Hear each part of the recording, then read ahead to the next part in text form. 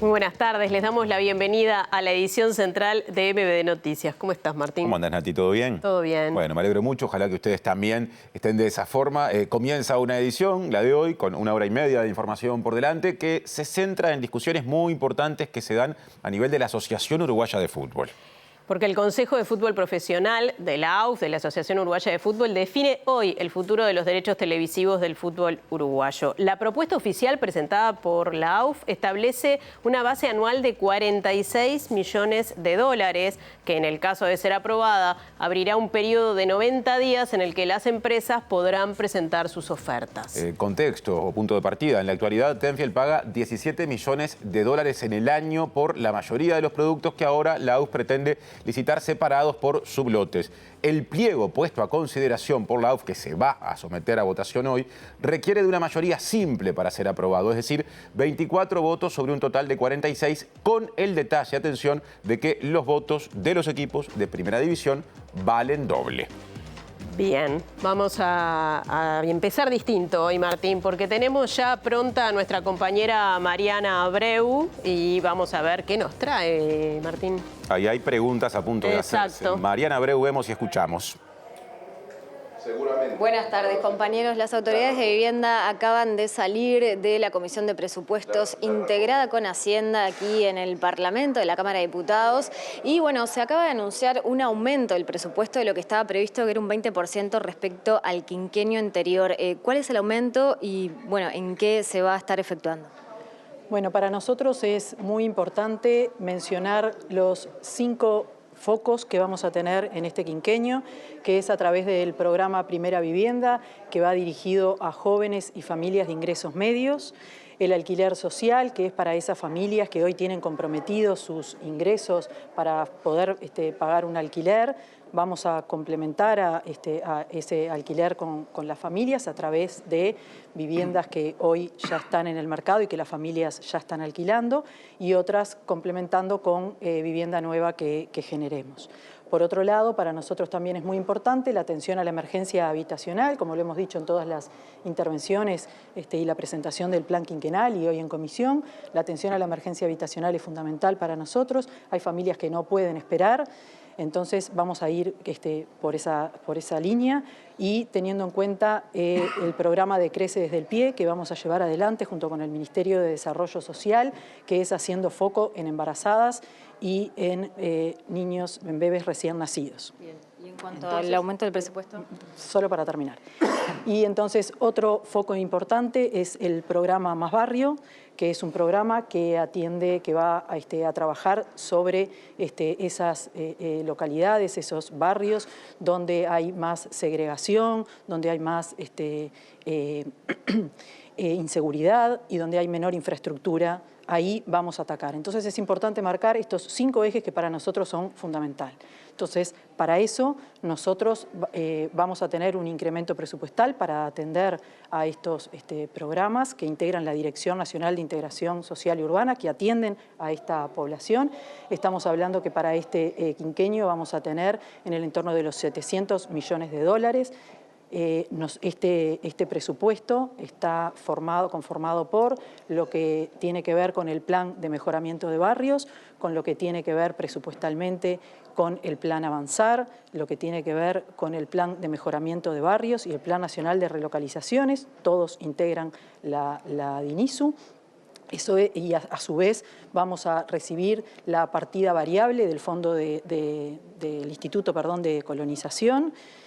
Todo esto, más los préstamos de los organismos multilaterales, hacen esos 700 millones. Para tener una idea, en el quinquenio pasado fueron 355 millones lo que se intervino en esta población. Ahora estamos hablando que estamos duplicando y estamos cumpliendo con la meta del gobierno de atender a la población que más necesita. ¿En qué año se va a llegar a esos 700 millones? 700 millones son para el quinquenio. Durante el quinquenio, porque justamente era uno de los cuestionamientos que hacía la oposición, que el presupuesto era menor, decían ellos, a estos 350 millones y que no se iba a poder cumplir con las metas. Como decía, el quinquenio pasado invirtió a través de los programas que ya mencioné, 355 millones de dólares y ahora estamos hablando de una inversión de más de 700 millones de dólares. Ministra, hay una realidad de varias familias que son familias que no tienen capacidad de ahorro, pero sí para pagar un alquiler. En este periodo, ¿están contempladas ese tipo de familias también? Sí, por supuesto. Como lo manifestamos a través justamente de este programa de Primera Vivienda, se va a apoyar justamente a esas familias con compra de vivienda en el mercado, con alquiler con opción a compra, con alquiler social y las distintas herramientas que ya hemos descrito y que se encuentran en el plan quinquenal para quien quiera tener más el detalle y profundidad. En relación a todo el presupuesto, ¿sigue siendo entonces el 20-21% en relación al periodo anterior? No, por eso. No, ahora con este incremento ¿Sería el porcentaje? Bueno, no te puedo decir un porcentaje, lo que sí te puedo decir, es que hay una duplicación de la atención a la población que más necesita. ¿A cuántas personas o a cuántas familias se aspira a llegar con estos programas? Bueno, nosotros estamos trabajando en más de 100 asentamientos. Esto nos va a permitir llegar a más familias, claramente, y a través de la interinstitucionalidad también, y a través del Ministerio de Desarrollo Social, a través de Crece Desde el Pie, también vamos a llegar, y el trabajo conjunto con Uruguay Crece Contigo, a más familias. Muchas gracias. Gracias. Bueno, escuchábamos entonces a la ministra de Vivienda, Tamara Paseiro, que acaba de comparecer ante la Comisión de Presupuestos integrada con Hacienda, que está estudiando el proyecto de ley de presupuesto. De hecho, acaba de ingresar otra delegación, la de ANEP. Si hay novedades, los convocamos nuevamente. Bien, muchas gracias, Mariana. Estaremos aguardando a Mariana y equipo. Hay mucho más en esta edición. Aquí están los titulares de nuestra edición central. El presidente Yamandu Orsi adelantó desde Nueva York que este viernes llegará a Uruguay Lou Rinaldi, el nuevo embajador de Estados Unidos en nuestro país. Orsi además destacó que el gobierno de Finlandia está considerando realizar una visita oficial a Uruguay y ratificó el interés en desarrollar el comercio con los países árabes y del sudeste asiático. El intendente de Montevideo, Mario Vergara, participó del almuerzo de trabajo organizado por ADM bajo la consigna Uruguay Destino Turístico 2026. Aseguró que lo relevante será mirar el turismo desde un criterio de descentralización, con la participación de los municipios. El ex senador Gustavo Penades, preso desde hace 2 años en Florida por delitos sexuales contra menores de edad, aseguró que las denuncias en su contra son falsas, que la Fiscalía engañó a la justicia y que hay dirigentes del Partido Nacional que tuvieron con él un comportamiento miserable. La diputada suplente del Partido Nacional, Patricia Rodríguez, en su momento titular del ex sindicato de funcionarios policiales de Montevideo, dijo a MBD Noticias que la oposición y los sindicatos policiales coinciden en que el gobierno incumple promesas de campaña respecto a la atención de salud mental de las y los policías. Se realizó el lanzamiento de la edición número 47 de la Feria del Libro Internacional de Montevideo.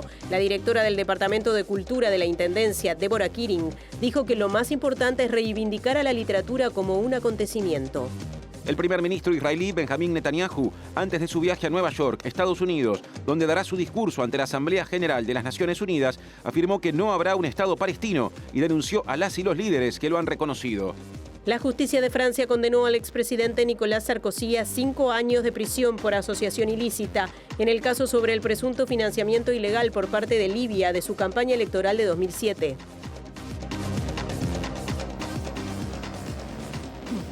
Estamos en vivo también mediante la web de TV Ciudad, tvciudad.uy, y el canal de TV Ciudad en YouTube, y también mediante Uniradio 107.7 de FM en Capital y Cercanías, y su web uniradio.edu.uy. Bienvenidos y bienvenidas a quienes nos siguen por cualquiera de esas vías alternativas y cada vez más usadas. Tiempo de más adelantos desde móviles. Sí, se están analizando y se tomarán decisiones sobre los derechos de televisación del fútbol uruguayo, allí en la Asociación Uruguaya de Fútbol, donde está Martín Duarte. Adelante, Martín, ¿cómo estás? Gracias, Natalia. Martín, buenas tardes para ustedes. Bueno, van llegando los dirigentes de los distintos clubes que conforman justamente este Consejo de Fútbol Profesional, integrado por dirigentes de la Primera División y la Segunda División. Son en total de 30, divididos 16 en Primera División y 14 en la Segunda División, que completan un total de votos de 46. Ustedes se preguntarán por qué. Bueno, es porque justamente los 16 clubes que militan en la Primera División tienen un voto doble. Y como bien señalaban en el comienzo de Media Noticia, bueno, se necesita una mayoría simple, unos 24 votos para que se apruebe este pliego presentado por la Asociación Uruguaya de Fútbol con respecto a los derechos de televisación correspondientes desde el 2026 al 2029. En algunos minutos venimos para comentarles qué está pasando por aquí e incluso otra propuesta, otro pliego que surgió en este caso de algunos clubes que lo pueden presentar en esta jornada como alternativa, mientras verán por allí que siguen ingresando distintos dirigentes. Así que los convocamos. Otro asunto, Antonella Torelli y Zaida Arteta, de la Intendencia de Montevideo y el Ministerio de Salud Pública, en las últimas horas hablaron de iniciativas que se dan en el marco del denominado Mes de la Diversidad y en la previa de la Marcha por la Diversidad que en Montevideo se va a realizar mañana. El Ministerio de Salud Pública promueve jornadas de concientización con respecto a la transmisión de enfermedades, justamente de transmisión sexual. Y por otro lado, la Intendencia de Montevideo pone en valor y también organiza actividades específicas en el Centro de Referencia para Población LGBTIQ+, ubicado en Barrio Sur. Este es un centro abierto, de puertas abiertas a la comunidad. Vos decías, está en realidad destinado a personas de la comunidad LGTBIQ+, pero obviamente también se reconoce el lugar donde está inserto. Estamos en pleno corazón del Barrio Sur y también hay que reconocer la memoria de este barrio. Acá hay una cantidad de población afro. Está la lucha antituberculosa con un móvil de vacunas. Tienen todas las vacunas del esquema y además vacunas de las infecciones de transmisión sexual, que son las hepatitis, el HPV, la viruela del mono. Hay también profesionales de la salud arriba del ómnibus que pueden decirle a una persona si está indicada o no está indicada la vacunación. Comenzamos el desarrollo informativo. Les contamos que el intendente de Montevideo habló de revalorizar a la Ciudad Vieja como casco histórico de la capital en el almuerzo de trabajo organizado por la Asociación de Dirigentes de Marketing bajo el título Uruguay Destino Turístico 2026. También dijo que la Intendencia desarrolló justamente su programa en la materia bajo una lógica de participación y también de descentralización, y agregó que cada municipio va a tener su plan turístico. Porque cada zona, cada barrio tiene sus peculiaridades y su oferta turística, y eso también se realizó con diálogo, con interacción, con negociación, con participación. Vergara anunció que va a continuar la gestión de turismo inteligente, procurando mayor accesibilidad y sustentabilidad. Habló además del rol de Montevideo en el turismo social. Porque todas y todos tenemos derecho a hacer turismo. Tenemos derecho al ocio, tenemos derecho al entretenimiento, tenemos derecho al descanso. Y sabemos que muchos compatriotas no estarían pudiendo llevar adelante, implementar, disfrutar de esos derechos si no hubiera política específica de turismo social. Al terminar su discurso, el intendente de Montevideo sostuvo que en esta administración se buscará revalorizar la Ciudad Vieja. Vamos a estar trabajando desde la Intendencia en estos tiempos para que la Ciudad Vieja pueda mostrarse como un casco histórico interesante. Tenemos toda la base para hacerlo, tenemos la vocación histórica y cultural suficiente como para que la Ciudad Vieja se transforme también en un atractivo turístico mucho más potente de lo que es. Y el ministro de Turismo, Pablo Menoni, dijo que Uruguay sorprende será el nuevo eslogan turístico nacional en sustitución de Uruguay Natural, que se viene empleando desde hace más de 20 años. Y en el marco de esta misma actividad en la que veíamos disertando al intendente de Montevideo, Uruguay Destino Turístico 2026, 2026, Estrategias para el Éxito, organizada por ADM, Menoni detalló algunas medidas que se desplegarán para captar visitantes de Brasil y Argentina. Tenemos que captar el interés de esos turistas, de esos 52 millones de turistas brasileños, de población brasilera que tenemos desde San Pablo hacia el sur. Primero tenemos que captar su interés. Para captar su interés lo que hacemos es lo que decíamos recién, microsegmentación en la promoción. Estamos hablando esencialmente de inteligencia artificial. Una vez que captamos ese interés tenemos que traerlo. Y ahí estamos hablando de conectividad aérea. Conectividad aérea que vamos a incentivar a través de uno de los artículos de la ley de presupuesto que decíamos recién.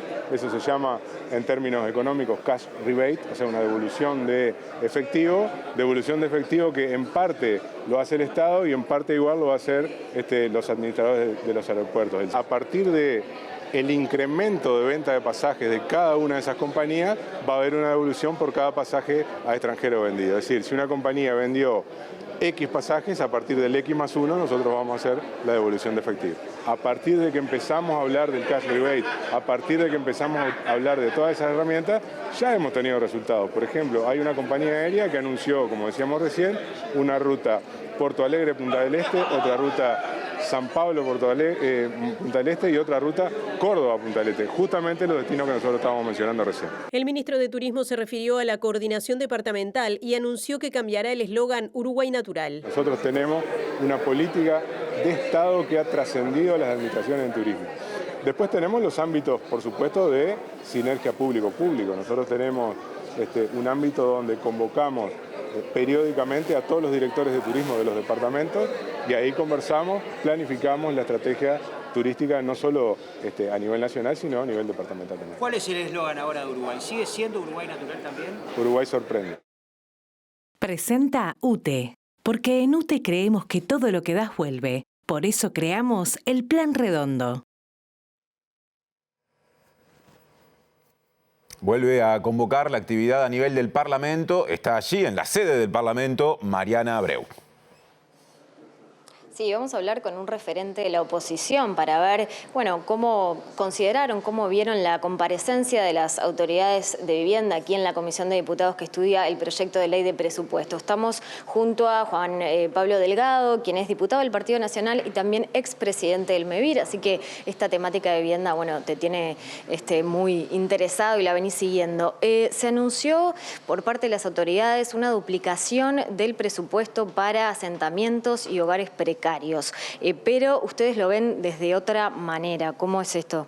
Bueno, lo que estamos discutiendo hoy en el Parlamento, lo que entró formalmente en la ley de presupuesto, no tiene ese aumento. El aumento no llega al 2% del total, recién va a equiparar la línea base del gobierno del 2024 en el 2029, según la ley presupuestal que está presentada.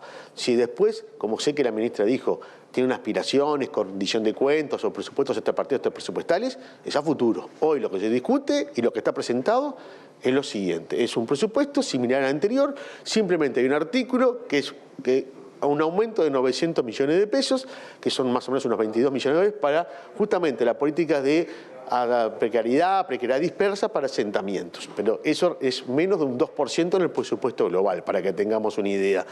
Acá lo que me preocupa no es tanto la parte de austeridad económica que pueda tener, me preocupa mucho más la austeridad de ideas que hay acá en el articulado. Creo que se perdió una oportunidad de incorporar nuevas herramientas sobre todas las cosas, de fortalecer el sistema público de vivienda.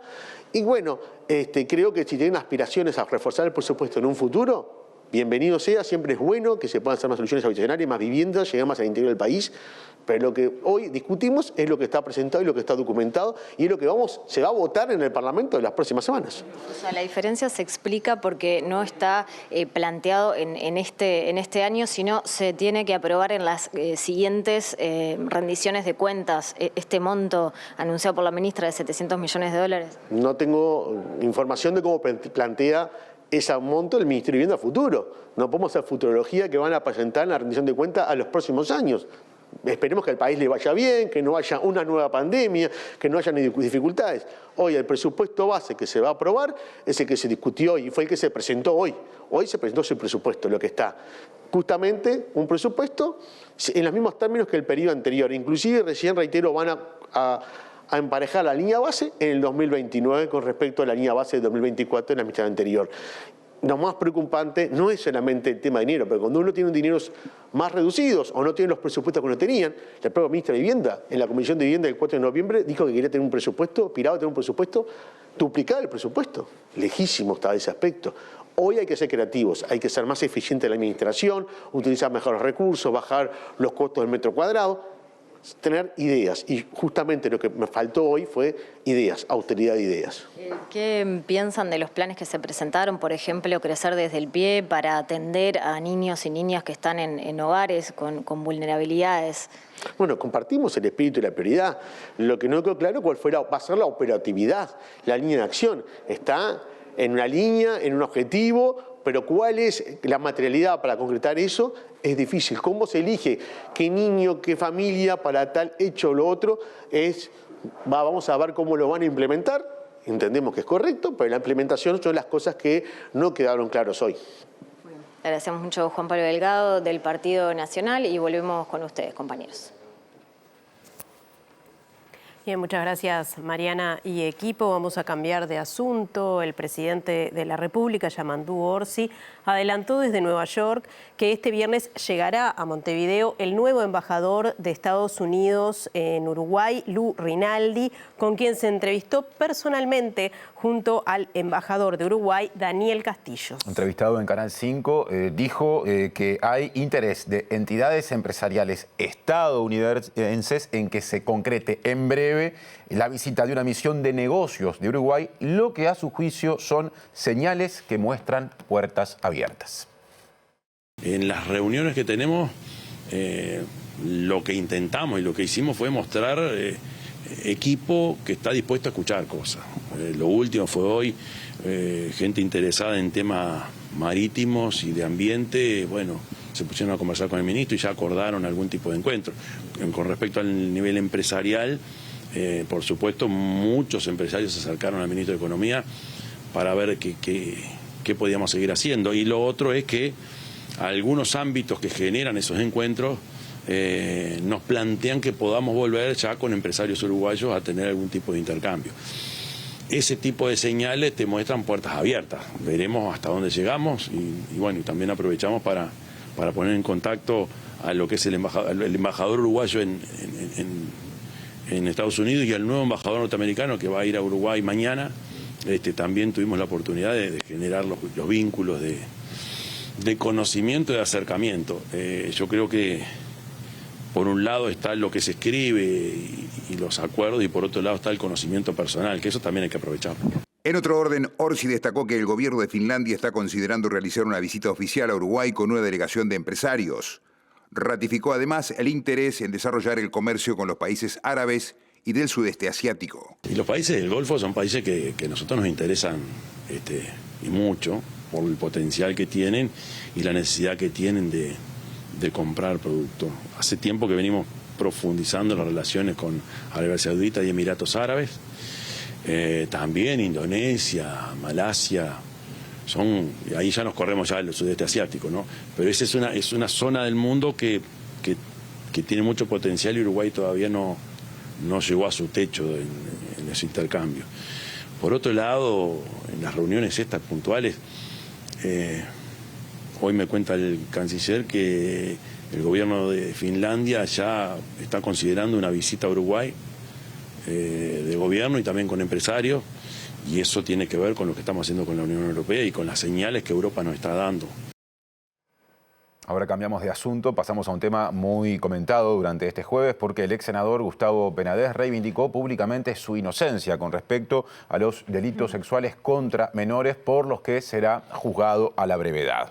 Entrevistado por Búsqueda, dijo que hubo una conspiración ilegal en su contra, responsabilizó a sus denunciantes Romina Papazo y Jonathan Mastropierro, les atribuyó intención de ganar dinero y acusó de complicidad a la fiscal Alicia Gheone.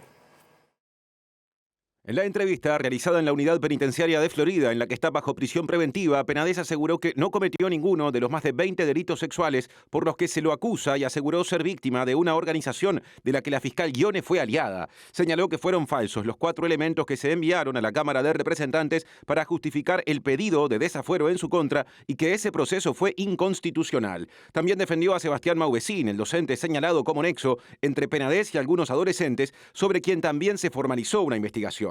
Penades responsabilizó de la presunta operación en su contra a Jonathan Mastropierro y a Romina Papazo, quien hizo pública la primera denuncia, desencadenando el resto. Cuando le preguntaron cómo se explica la sucesión de denuncias posteriores de otras personas, respondió que es muy poco creíble que alguien soporte 30 años, como algunos de los denunciantes, sin haber hablado nunca, textuales palabras, antes de concluir que la justicia fue engañada por la Fiscalía y por los abogados del consultorio jurídico de la Facultad de Derecho de la Universidad de la República.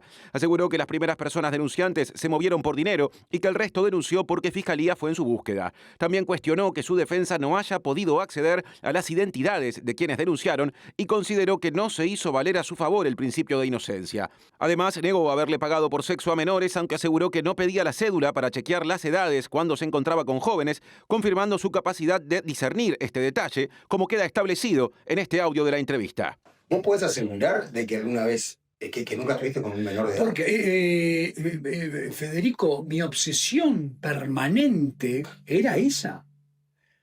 No enfrentarme mañana a una situación como esa.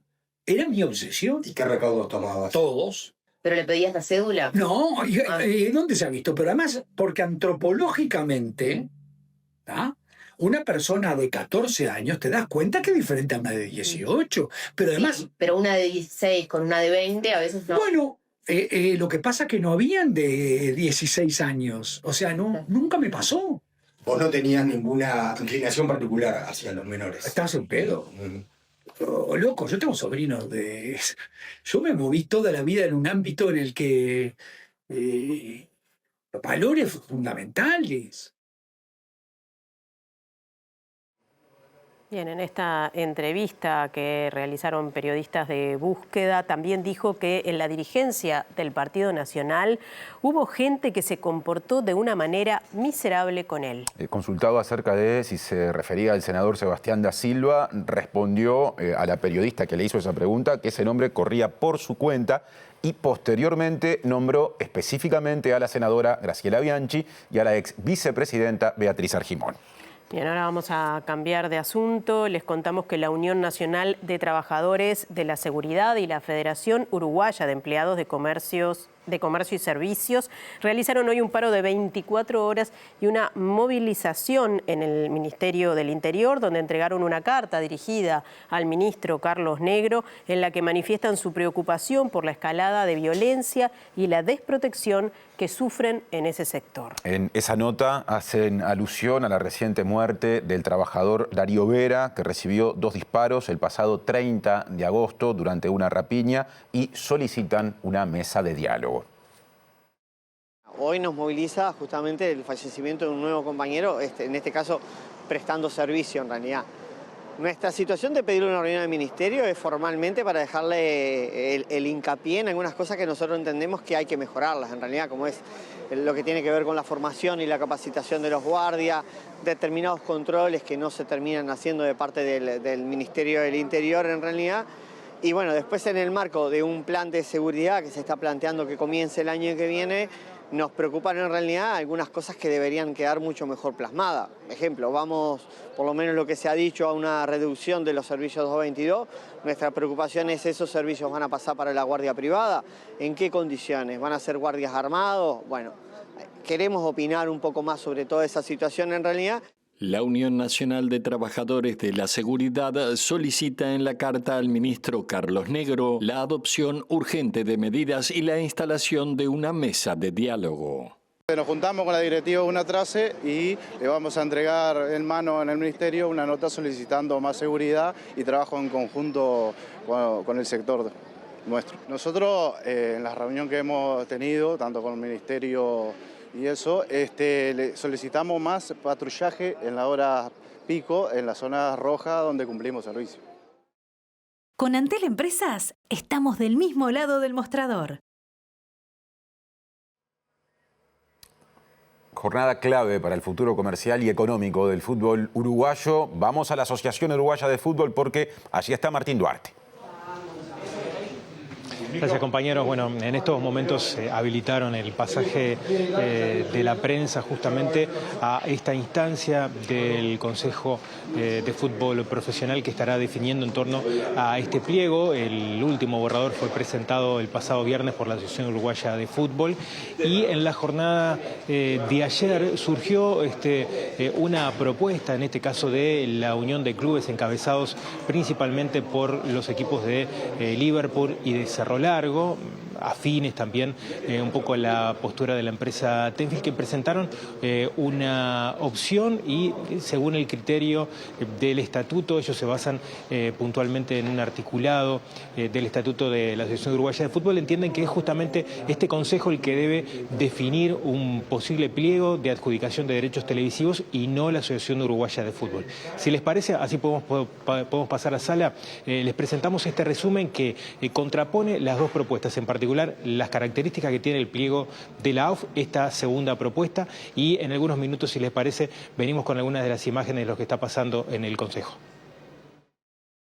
El Consejo de Fútbol Profesional, integrado por clubes de primera y segunda división del fútbol uruguayo, reivindicó en la jornada de ayer con la elaboración de un nuevo pliego ser los responsables de determinar la forma de explotación comercial de los derechos económicos y audiovisuales en cualquiera de los formatos actuales y futuros. En tal sentido, citan el artículo 39 del Estatuto de la Asociación Uruguaya de Fútbol, que menciona en su inciso 3 que los miembros del Consejo de Fútbol Profesional son responsables exclusivos por la venta y administración de dichos derechos.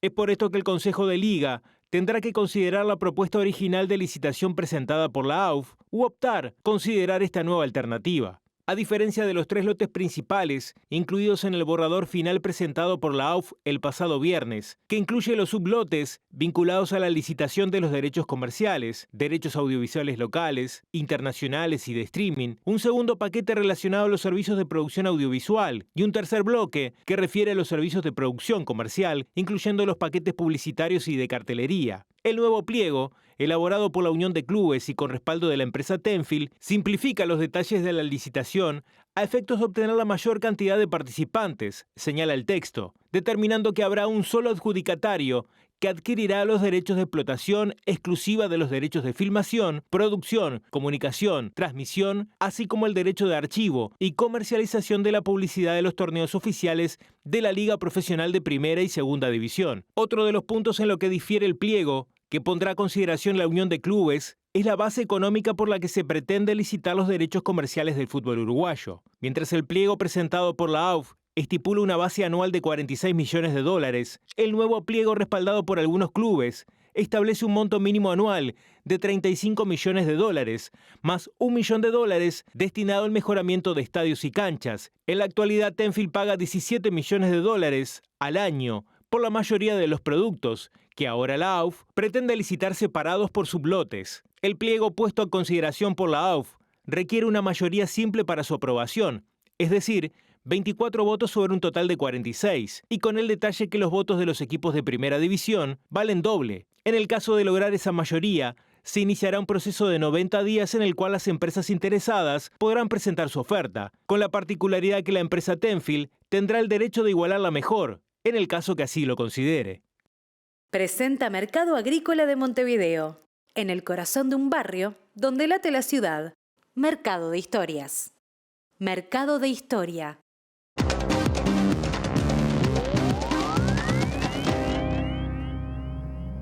¿Qué tal? Buenas tardes. Abrimos el capítulo internacional y como ha ocurrido en todos estos días, naturalmente el foco está puesto en lo que ocurre en la Asamblea General de las Naciones Unidas. Obviamente que también hemos dicho que el tema de la guerra en Oriente Medio ha sido uno de los temas que ha centralizado la discusión, sobre todo a partir del reconocimiento de muchos países importantes del derecho a existir de un Estado palestino. Hoy particularmente el líder de la Autoridad Nacional Palestina, Mahmoud Abbas, quien tuvo que participar participar en forma virtual a raíz de la prohibición que recae sobre él y otros dirigentes palestinos de poder ingresar a los Estados Unidos, agradeció a los países que han apoyado la creación del Estado palestino y apuntó directamente a lo que considera uno de los peores horrores de este siglo, de la humanidad del siglo XXI, que lo que está ocurriendo debe dejar de ocurrir inmediatamente por parte de Israel, que dijo debe dejar de usar el hambre como un arma de guerra, entre otras consideraciones relacionadas con lo que ha significado el avance de Israel sobre el territorio de Gaza. Mahmoud Abbas insistió en el derecho de los palestinos a existir y a sobrevivir a pesar de toda la sangre derramada y abogó por la rápida instalación de un Estado palestino. Lo que está realizando Israel no se puede caracterizar como una mera agresión, sino que se trata de un crimen de guerra, un crimen de lesa humanidad, lo cual se ha constatado y se ha registrado y que quedará grabado en la conciencia común, así como también en la historia. Y se recordará como uno de los capítulos más trágicos del siglo XXI. En la ribera occidental, incluida Jerusalén Oriental, en la capital del Estado de Palestina, el gobierno israelí extremista sigue adelante con sus políticas de asentamiento ilícitos y elabora proyectos para avanzar con estos asentamientos, sobre todo el plan para el E1, que dividiría la ribera occidental en dos y que aislaría a Jerusalén Oriental del resto de la zona, y lo cual socavaría la solución biestatal en flagrante violación del derecho internacional y de las resoluciones correspondientes del Consejo de Seguridad, en particular la 2334. Lo que es más, el primer ministro de Israel anunció un plan para establecer lo que dio en llamar el Gran Israel, lo cual lamentamos y repudiamos. Otra de las cosas que afirmó Mahmoud Abbas es que en un eventual futuro gobierno palestino no va a estar presente jamás. Y recordemos además que Mahmoud Abbas es el líder que sustituyó a Yasser Arafat al frente de la autoridad palestina y que ya tiene 89 años. Por lo tanto, se aguarda pronto que haya un reemplazo en el liderazgo justamente de la autoridad palestina. El embajador de Israel ante las Naciones Unidas, Gideon Sar, dijo que esto que ha hecho o que han hecho varios países en reconocer el Estado palestino es un premio para Hamás, mientras que el primer ministro israelí Benjamín Netanyahu, cuya oratoria se aguarda en la Asamblea General de las Naciones Unidas, adelantó antes de salir de su país que no existirá un Estado palestino. Volvió a insistir también con que esto es premiar al terrorismo y que no pueden permitir que eso exista en el corazón del Estado de Israel. Esto, entre otras consideraciones, donde amenazó también a los líderes que apoyaron la creación de un Estado palestino.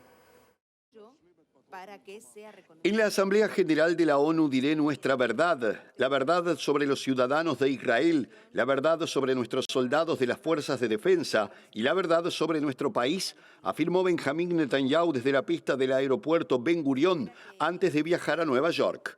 Denunciaré a aquellos líderes que en lugar de denunciar a los asesinos, violadores y quemadores de niños, quieren darles un Estado en el corazón de la tierra de Israel. Esto no sucederá, afirmó el primer ministro. Se espera que la cuestión del Estado palestino y los recientes anuncios de reconocimiento por parte de países como Reino Unido, Francia, Canadá y Portugal dominen las reuniones de Netanyahu con otros líderes al margen de la Asamblea General, así como su encuentro con el presidente estadounidense Donald Trump en Washington el próximo lunes. El miércoles Netanyahu señaló que la serie de anuncios que reconocen un Estado palestino no obligaría a Israel a permitir su creación.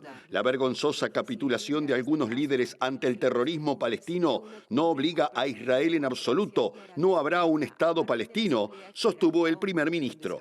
Entre las respuestas discutidas en la coalición del primer ministro figura la posible anexión de partes de Cisjordania, especialmente el Valle del Jordán, aunque un alto funcionario israelí declaró que la administración Trump advirtió en privado a Israel que no tomara tal medida. Presentó Mercado Agrícola de Montevideo, en el corazón de un barrio donde late la ciudad. Mercado de historias. Mercado de historia.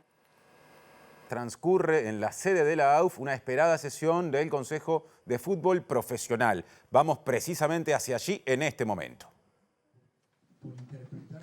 Sí, Martín, está haciendo uso de la palabra el presidente de Liverpool, José Luis Palma, uno de los equipos que no estará votando justamente el pliego, y está hablando de las consecuencias económicas que podría traer este pliego para la AUF. Lo dejamos escuchando. Desde el punto de vista económico, no hace responsable a los clubes. Claro que somos responsables de los clubes de una probable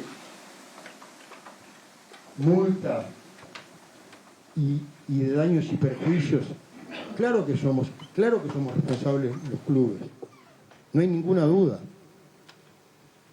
Responsables económicamente, porque eso aumentaría el déficit enorme que tiene AUF, y sabemos perfectamente los que conocemos el reglamento general y sufrimos algunos de los artículos del mismo y no disfrutamos otro que deberíamos disfrutar, como el 47.3, pero sí sabemos que las pérdidas se licúan en partes iguales por entre los 16 clubes de primera división. Así que esta respuesta me parece absolutamente equivocada. No responde a lo que seguramente estuvo en el espíritu de la consulta. Paso al literal B, respecto a la garantía. Seguimos manteniendo nuestra posición del Consejo último, en el que considerábamos absolutamente insuficiente un 10% del total de la adjudicación de garantía. Puse un ejemplo que es, para que sea fácil de entender, si hubiera un adjudicatario de todo el paquete, de todo lo que se está licitando,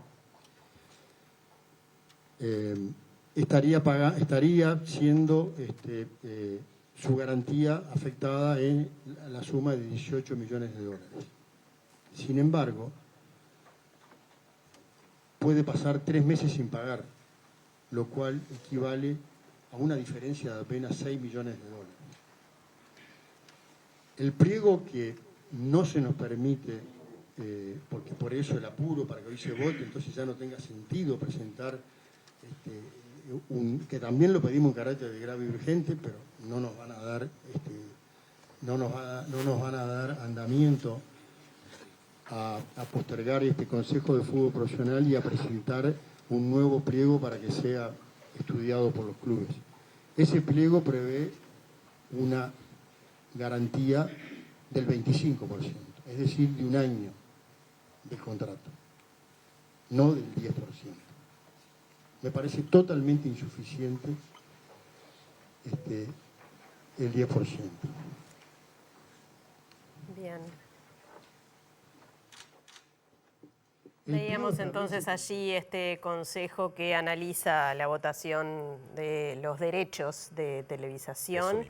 Eso que va a llevar tiempo y seguramente análisis en las próximas horas. Agradecemos a Martín Duarte y equipo y vamos a cambiar de asunto. Les contamos que la Organización de Estados Iberoamericanos, la OEI, anunció la creación del premio José Pepe Mujica, que reconocerá los esfuerzos por la unidad y la democracia en la región. Así lo destacó el secretario general de esta organización, el español Mariano Jabonero, en el marco del conversatorio titulado Democracia Siempre, que rindió homenaje a Mujica precisamente días atrás en Nueva York, destacando que la iniciativa cuenta con el respaldo de la ALADI y también del Centro para la Formación e Integración Regional, conocido como CEFIR, y el Banco de Desarrollo de América Latina y el Caribe, conocido como CAF.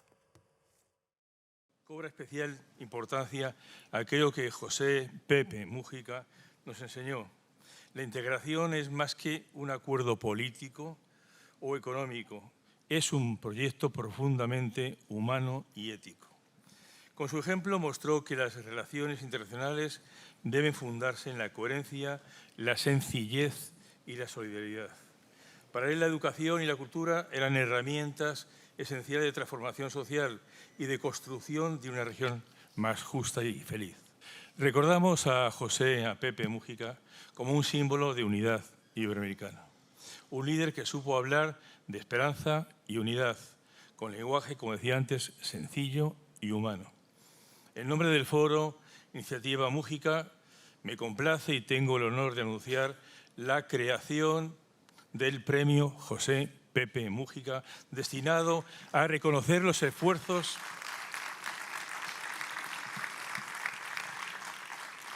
por la unidad y la democracia de la región. Ese será, creemos, estamos convencidos, un paso muy importante para mantener vivo su legado, proyectarlo para el futuro y hacérselo partícipe a las nuevas generaciones. Todo esto no es un acto simbólico, es continuar un gran proyecto de futuro.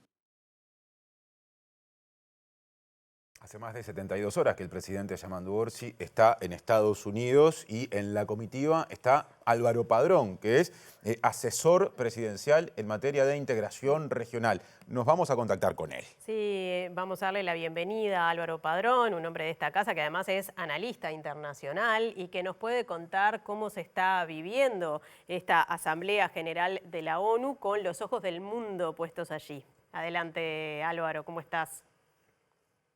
Natalia, Martín, ¿cómo están? Un abrazo desde lejos.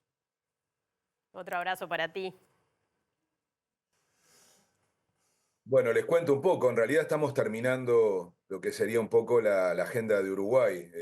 El presidente Orsi y la delegación viajan mañana a Montevideo en la noche y ustedes estaban mostrando recién quizá el momento más emotivo de todas las actividades que hubo aquí, que por cierto fueron todas de mucho peso político, algunas de importancia en términos académicos, algunas en términos económicos, pero yo diría que las últimas dos que se desarrollaron ayer, me tocó además en particular ser responsable de ellas.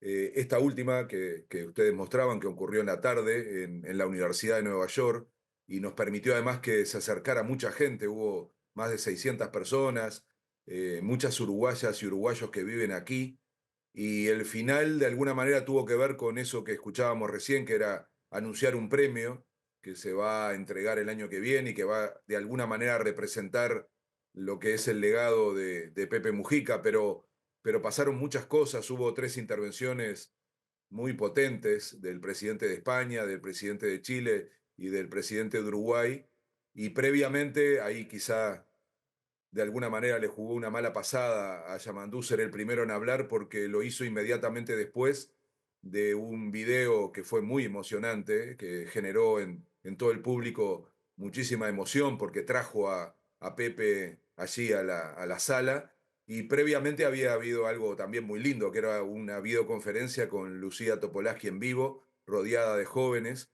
algo que llamó mucho la atención, pero que fue muy simbólico de lo que también Mujica reivindicaba, que era tener gente detrás, sobre todo que tomara la posta, jóvenes, que tomaran la palabra, que tomaran de alguna manera la iniciativa y la capacidad de influir en política. Y bueno, todo eso representó, repito, un homenaje. Es impresionante el prestigio y el reconocimiento que hay en relación a Mujica en todo el mundo. Y aquí se recordaba mucho, y de hecho ese video que se pasó muestra precisamente a Mujica haciendo aquel discurso aquí en Naciones Unidas hace varios años, y todavía retumban esas ideas que están más vigentes que nunca. Entonces lo asocio mucho a lo que pasó en la mañana, ¿no? Que en la mañana hubo la continuidad de aquel encuentro que ustedes deben recordar en Santiago de Chile, en donde 5 presidentes de la región y de España, Colombia, Chile, Uruguay, Brasil y España se juntaron para hablar de democracia. Ese evento se llamó Democracia Siempre, y ahora se hizo una segunda, digamos, convocatoria con más de 20 países que se sumaron. Es esta imagen que estamos viendo ahora, y que permitió de alguna manera que aumentara la adhesión a algo que creo va a ser muy importante, porque hay un problema de crisis a nivel planetario de la democracia y hay que hablar mucho. Fue muy importante la adhesión, estaba presente allí Stiglitz, el Premio Nobel de Economía, que había organizado una carta firmada por 44 premios Nobel del mundo adhiriendo a esta agenda.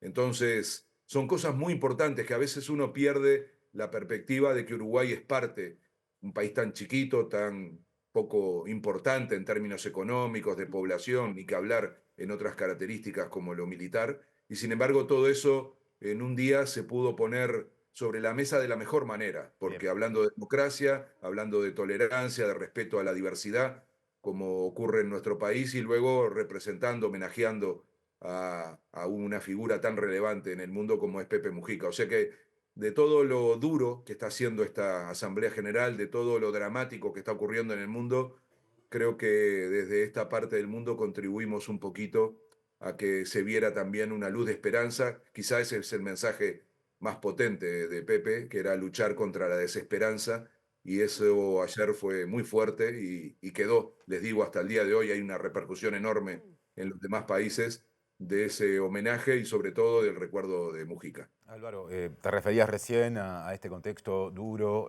sobre todo vinculado a la discusión asociada a lo que ocurre en Medio Oriente, en el cual transcurre la Asamblea General de las Naciones Unidas.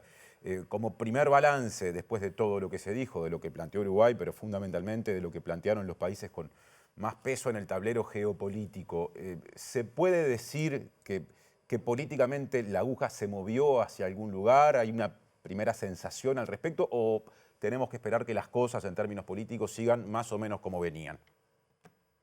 Yo creo que esa, Martín, es la pregunta clave, ¿no? Si este esfuerzo que se hace en el mundo de una presencia tan masiva de presidentes, de países, de líderes, al final resulta en algo práctico, particularmente en lo más dramático que es la guerra, las dos guerras.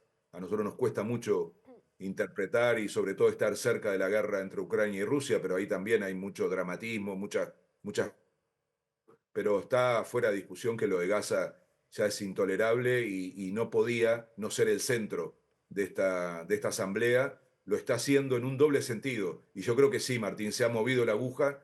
Recién me escuchaba a Jano de alguna manera hacer una puesta a punto de lo que fue la intervención de la autoridad palestina, que paradoja de esta época no pudo estar presente en la Asamblea General porque no le permitieron, no le entregaron la visa desde este país, desde este gobierno que le niega precisamente la principal tarea a las Naciones Unidas. Pero ese es el momento que estamos viviendo. Y para que tengan claro, por ejemplo, el representante de Palestina aquí, el que sí puede estar presente porque vive aquí, representa a su país en Naciones Unidas, estuvo presente en el homenaje a Mujica y fue una forma también de acompañarlo, de rodearlo.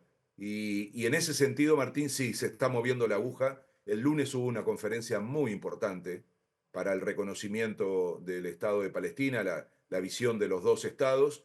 Es la primera vez que se llega a un número tan alto de adhesiones. 157 países acompañan esta decisión, esta iniciativa. Esto nunca había ocurrido con ese tamaño y sobre todo con el peso. Por eso también van a ver al primer ministro de Israel muy enojado con esta situación, incluso ya poniendo insultos, una actitud amenazante.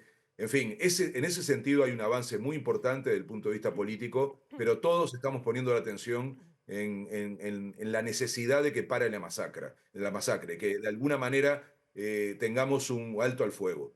Y eso también está ocurriendo ahora, una discusión muy fuerte intentando encontrar un camino para eso que es muy difícil. Hay ahora una cierta iniciativa de Estados Unidos, todavía no es fácil confirmar eso, pero claramente es un país determinante para que esto ocurra, porque es un gran aliado de Israel. Entonces, yo diría que hoy todos los esfuerzos están puestos en ese objetivo. Bien, Álvaro, nos tenemos que despedir. Solo una cortita, capaz que un sí o no. ¿Te parece que se puede materializar esa idea de que Uruguay sea mediador en este conflicto? En este y en otros muchos más. Ese es uno de los resultados más concretos de esta visita, y porque además se lo piden a Uruguay. O sea que es algo, me parece, ineludible, que habrá que discutir cómo lo hacemos. Bien, muchísimas gracias, Álvaro, que disfrutes, porque tú lo haces estando allí de estas últimas horas en esa ciudad impresionante que es Nueva York. Un abrazo muy grande. Es una ciudad que queda colapsada con esta asamblea y uno entiende por qué la gente se enoja tanto con este tipo de eventos cuando vive en la ciudad. Pero bueno, sí, es una maravilla de ciudad y tiene todas las contradicciones que hoy tiene esta época. Así que vamos a ver. Ya les contaré cuando estemos por allí, seguro en Sin Fronteras el martes próximo. Perfecto. Fuerte abrazo. Bueno, nos estamos viendo. Muchas gracias. Vamos a cambiar de asunto, Martín. Cambiamos, pasamos a la agenda de Montevideo. Les decíamos que cambiamos de asunto porque se realizó el lanzamiento de la edición número 47 de la Feria Internacional del Libro de Montevideo y justamente en ese contexto habló la directora del Departamento de Cultura de la Intendencia de Montevideo, Débora Kiring, que destacó algunas de las varias actividades que se van a estar desarrollando en la feria durante los cerca de 20 días en los que esta actividad se va justamente a dar aquí en la capital del país. Destacó, por ejemplo, el streaming que va a llevar adelante TV Ciudad y desde la pantalla de TV Ciudad y concluyó que más allá de lo coyuntural del mercado, lo interesante es reivindicar a la literatura como un acontecimiento. La verdad que siempre es una alegría presentar una nueva edición de la feria en un renovado formato. Estamos hablando de casi 20 días de actividades de lunes a domingo con entrada gratuita. Más de 200 actividades de todo tipo y perfil. Específicamente el stand de la Intendencia, que está al ingreso de la feria, se convierte en una librería de la ciudad, en la que reúne más de 30 editoriales independientes, lo que realmente es una oportunidad interesante de conocer los perfiles, los sellos y los catálogos. Y en paralelo acá, en el piso 1 y medio, tenemos a la Sala Marosa, que también un homenaje a la poeta en la que se van a organizar distintas tertulias, presentaciones, charlas y talleres. Y después tenemos pequeñas intervenciones, también el coro de la EMAD va a hacer intervenciones con el cancionero de Federico García Lorca y una serie de tangos dirigida por Sara Sabaj. La Comedia Nacional, homenajeando a 150 años del nacimiento de Florencio Sánchez, va a hacer unas intervenciones de títulos icónicos de Florencio como La Tigra, Barranco Abajo y En Familia. Y tenemos justamente en TV Ciudad, por el streaming de 15 a 16, el streaming de la Feria Internacional del Libro, que es muy interesante porque de lo que se trata ahí es este encuentro de hablar, de plantear una conversación entre todo lo que genera la feria, porque más allá de lo coyuntural del mercado y de la agenda, lo interesante es esto, es reivindicar a la literatura como un acontecimiento. Y la República de Italia es el país invitado de honor en esta 47ª edición de la Feria Internacional del Libro de Montevideo. Y precisamente autoridades diplomáticas italianas destacaron la presencia en la feria de exponentes de, digamos, distintas disciplinas y también valoraron el intercambio cultural que se va a desarrollar justamente a partir de hoy. Tenemos un poco de todo, todas las artes representadas. Antes que nada, 3 autores de literatura, que son Francesca Cavallo, Francesco Spiedo y Andrea Frediani, que si no les conocen, les invitamos a venir al stand a conocerles. Tenemos a Gianluca Barbadori, que es un director de teatro muy famoso y hace una conferencia sobre Pasolini. Y luego, bueno, tenemos al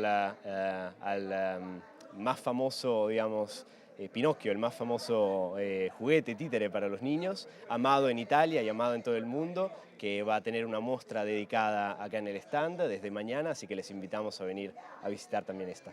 ¿Qué importancia tiene este tipo de eventos en lo que es el intercambio cultural entre naciones? Tiene una importancia enorme y esperamos de verdad que con este evento y todos los demás que gracias a la labor del Instituto de Cultura, obviamente de la Embajada, pero también de todo el sistema Italia, podamos así hacer conocer a nuestro hermoso país a toda la gente de Uruguay. La Intendencia de Montevideo cuenta con un centro de referencia LGBTIQ+, que busca dar a conocer acciones de promoción, defensa y protección de los derechos de esta comunidad. Está ubicado en Barrio Sur y también cumple un rol comunitario orientado justamente a promover, por ejemplo, el intercambio cultural. Es un centro abierto, de puertas abiertas a la comunidad. Vos decías, está en realidad destinado a personas de la comunidad LGTBIQ+, pero obviamente también se reconoce el lugar donde está inserto. Estamos en pleno corazón del Barrio Sur y también hay que reconocer la memoria de este barrio. Acá hay una cantidad de población afro y también se trabaja integrando a la población y a la comunidad. Es un espacio abierto donde hay, aparte de asistencia de alguna manera más social a población LGTBIQ+, hay también talleres, espacios más de conversatorio abiertos a la comunidad que tenemos acá. Hay espacios inclusive donde tratamos de incluir socialmente. Han habido, por ejemplo, instancias con el CAIF, que está acá cerca, con el Liceo número 1. De alguna manera, bueno, entendiendo que la comunidad LGTBIQ+, no es un gueto, ¿no? Es cerrado, sino que es parte de nuestra sociedad. En el marco del mes de la diversidad, este viernes se celebra una nueva marcha por los derechos de la comunidad LGBTIQ+. Esto es una marcha organizada por los colectivos sociales. La Intendencia colabora con la infraestructura, como lo ha hecho desde hace mucho tiempo y lo seguimos haciendo. Se espera una cantidad de gente. A mí me parece que está bueno dejar claro que no es un desfile del orgullo lo que vamos a tener mañana en las calles de Montevideo, sino que es una marcha popular. Más de este tema, el Ministerio de Salud Pública junto a la Universidad de la República y organizaciones sociales desarrolla hasta mañana inclusive en la Plaza Cagancha, en el marco justamente de la previa de una nueva edición de la Marcha por la Diversidad, actividades orientadas a la concientización con respecto a la prevención de la transmisión de enfermedades justamente de transmisión sexual. Y la directora general de coordinación del Ministerio de Salud Pública, Zaida Arteta, advirtió sobre la preocupante duplicación de los casos de sífilis en el país. Está en la lucha antituberculosa con un móvil de vacunas. Tienen todas las vacunas del esquema y además vacunas de las infecciones de transmisión sexual, que son las hepatitis, el HPV, la viruela del mono. Hay también profesionales de la salud arriba del ómnibus que pueden decirle a una persona si está indicada o no está indicada la vacunación, porque no todas las personas tienen las mismas indicaciones de vacunación. Y en este sector estamos haciendo asesoramiento sobre infecciones de transmisión sexual, sobre prevención de VIH, de sífilis y haciendo test de VIH, de sífilis. Hay varias organizaciones de la sociedad civil trabajando con nosotros desde el Ministerio de Salud Pública, la Universidad de la República, aunando esfuerzos para poder dar a conocer todos los mecanismos de prevención. Estamos en un problema en el país, es un fenómeno mundial, el aumento de los casos de sífilis.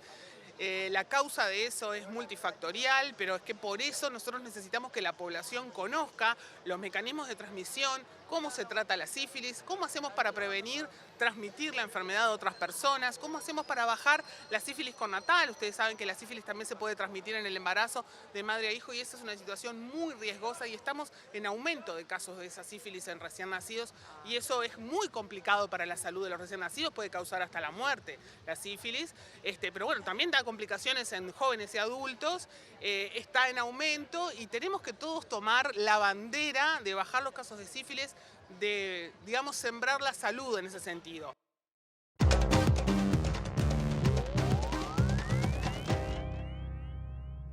Bien, retomamos el capítulo internacional para hablar de la condena que se le impuso al expresidente francés Sarkozy a propósito del financiamiento de su campaña electoral durante el año 2007 por parte del gobierno libio. Todavía estaba vivo Muammar Gaddafi y se dice que el dinero que provenía de Libia, la intención que tenía era de que Gaddafi pudiera retornar a los círculos de privilegio europeos, que lo tenían como un invitado más durante mucho tiempo hasta que decidieron matarlo en algún momento a raíz justamente de una serie de episodios que se dieron durante la primavera árabe, particularmente en el caso de Libia, que terminó con un gobierno que tuvo mucha cercanía con los gobiernos europeos y que incluso Gaddafi era recibido como un líder mundial cada vez que visitaba ese continente. Lo cierto es que Sarkozy, que además tiene otros juicios pendientes y otras condenas, de esta manera se convierte en el primer expresidente francés que marcha preso.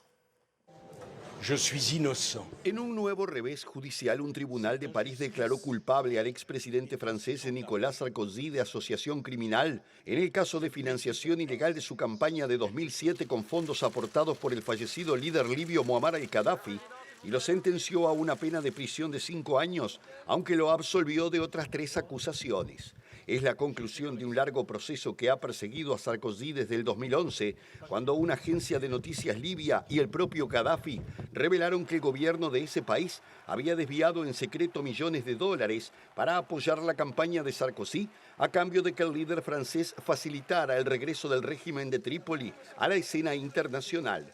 En una inesperada decisión, el tribunal a cargo de la jueza Nathalie Gabarino determinó que Sarkozy tendrá que permanecer encarcelado incluso durante un eventual proceso de apelación. Anunció que el procesado ya adelantó al declarar que luchará hasta el último suspiro para demostrar su inocencia con un recurso ante el Tribunal Europeo de Derechos Humanos.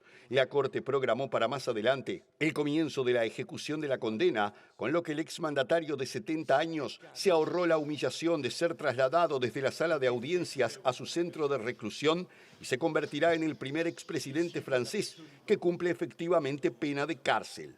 El fallo marca una dramática caída para Sarkozy, quien reiteró su inocencia al afirmar que su condena socava la confianza en el poder judicial francés. Si quieren que duerma en la cárcel, dormiré en la cárcel, pero con la cabeza bien en alto, declaró a las afueras del tribunal. Se trata de la tercera condena judicial para Sarkozy, que ya fue declarado culpable en otros 2 casos separados de corrupción que implicaron para él estar varios meses con un brazalete electrónico. Y antes de meternos de lleno en las protestas que por estas horas están azotando Ecuador, que tienen que ver con una decisión del presidente Noboa de dejar de subsidiar el gasoil, el combustible, un tema que ya había generado manifestaciones durante los gobiernos de Lenín Moreno y también durante el anterior gobierno. Bueno, todo esto volvió a producirse. Debemos decir que hubo otra masacre carcelaria con 17 muertos en la provincia de Esmeraldas, que se suma a la que informábamos el otro día que había ocurrido en una cárcel de Guayaquil. Pero vayamos al tema que ha generado estos levantamientos que han tenido un epicentro en la ciudad de Otavalo, en el norte de Ecuador, en el estado o en la provincia de Imbabura más concretamente, pero que se han replicado por todo el país. Las organizaciones indígenas protestan por este tema, el tema del subsidio al combustible, pero también por otras cuestiones que entiende son un atropello por parte del gobierno de Daniel Noboa.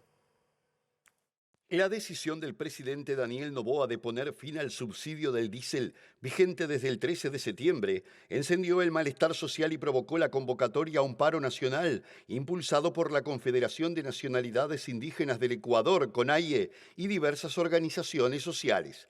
La medida generó cortes de rutas, enfrentamientos con la policía y disturbios urbanos en varios puntos del país, mientras que durante una ceremonia en la provincia de Imbabura, epicentro de las protestas, el mandatario reafirmó que su administración no dará marcha atrás frente a presiones que, a su juicio, buscan alterar el orden nacional mediante acciones violentas y declaró que hay terroristas que hacen parte de las manifestaciones. Varias organizaciones indígenas de Ecuador denunciaron el congelamiento de cuentas bancarias y que un canal de televisión local propiedad del movimiento indígena de Cotopaxi fue sacado del aire por órdenes de la presidencia, entre otras medidas adoptadas por el gobierno de Noboa. Luego de 2 jornadas de protestas ciudadanas y choques entre manifestantes y la fuerza pública, el gobierno de Ecuador informó que ordenó prisión preventiva a 13 personas que están sindicadas de cometer delitos relacionados con el terrorismo en la provincia de Imbabura y, según las cifras oficiales, hasta el momento 60 personas han sido detenidas. Durante su visita a Otavalo, que ha sido escenario de graves disturbios, y tras participar de un acto oficial, el mandatario debió ser evacuado mientras recorría las calles de la ciudad al ser insultado y abucheado por decenas de personas que le pidieron que abandonara la zona de inmediato. Y les contamos que la diputada Patricia Rodríguez del Partido Nacional, ex titular del Sindicato de Policías de Montevideo, dijo a MBD Noticias que la oposición y los gremios policiales coinciden en que el gobierno incumple promesas de campaña respecto a la atención a la salud mental de la policía. Incluso también dijo que con respecto a ese punto específicamente ha habido retrocesos. Nosotros cuando estaba en el sindicato con el ex ministro Larrañaga habíamos llegado a algunos acuerdos en salud mental y uno que nos costó mucho porque no los querían dar, porque en realidad no es algo que sea habitual en ningún sanatorio ni centro hospitalario, era el psicólogo de puerta. Nosotros queríamos un psicólogo de puerta 24 horas. ¿Por qué?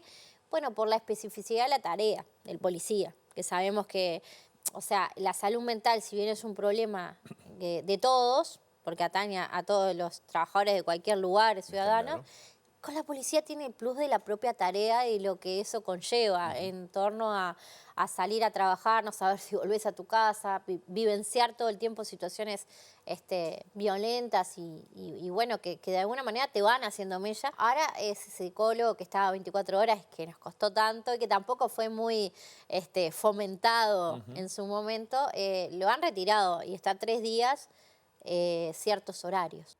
En otro orden, Rodríguez afirmó que se mantiene cierta reticencia de los efectivos policiales a asistir a consultas médicas, ya que en algunos casos eso significa el desarme provisorio y atado a una pérdida salarial. El estigma alrededor y también hay 2 factores. Uno, que todavía sigue siendo no tan bien visto que uno consulte, por una cuestión de que el policía debe ser fuerte, no debe mostrar debilidad. Entonces no somos tan conscientes dentro del Ministerio del Interior, o no éramos cuando era parte, de que en realidad hay que cuidar la salud física, psíquica al igual. Claro. Entonces eso crea un poco de miedo a la consulta también por el qué dirán, miedo a certificarse a veces. Por algunos mandos era decirte que ibas a recargar a tu compañero y por eso estaba mal. Y todo eso hacía que no. Y después el arma era un plus, porque si vos vas a consultar, no solo el arma, sino que para mí hay que replantear el descuento que se le hace al policía cuando termina certificado y se le descuenta de su salario un porcentaje, porque le vamos sumando. Tenemos el problema que está enfermo, pero le vamos a sumar el problema económico. Bueno, nos estamos yendo, repasamos como todos los días los datos del tiempo tan esperados cuando se acerca el fin de semana además. Claro, es el momento Inumet de nuestra edición central que viene con un pronóstico de jornada ventosa, la de mañana, viernes 26 de septiembre en Montevideo y área metropolitana. Por la mañana se espera que el cielo esté claro y algo nuboso, con periodos de nuboso y lo que decíamos, también ventoso. Lo mismo ocurrirá por la tarde y además algo nuboso y periodos de nuboso.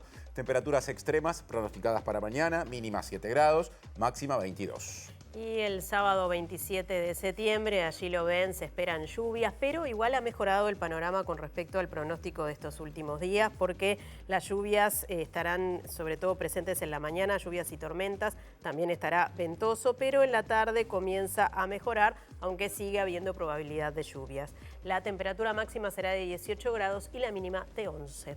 Como adelanto para el domingo, me animo a decirles que capaz que tenemos la suerte de que el domingo ya no llueva. Eso es lo que empieza a plantear Inumet y no es exactamente lo mismo que decía el pronóstico algunas horas atrás. Ya empieza en la pantalla de TV Ciudad, Lado B, y a su término estará al aire la edición en síntesis de MBD Noticias con lo mejor, lo más importante de hoy. Y como todos los días, el reencuentro con las noticias será a las 8, a las 13 y a las 18:30. Aquí estaremos ambos presentes. Efectivamente, eso será mañana. Gracias por estar y que pasen bien. Que pasen bien.